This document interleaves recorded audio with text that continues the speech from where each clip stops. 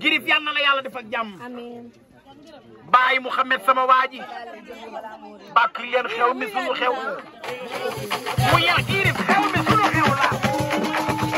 Girif xew mi sunu xew la.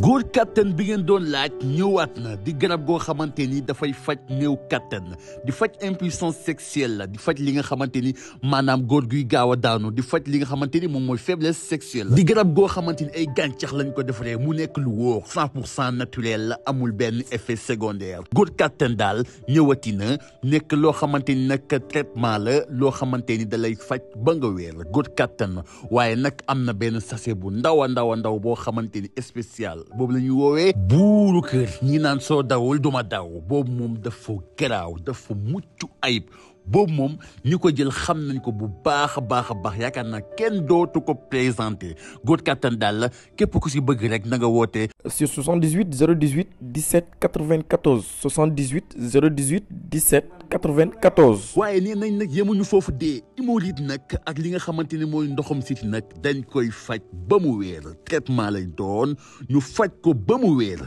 góor kattan daal moo ngi noonu ak góor kattan bii mooy bu baax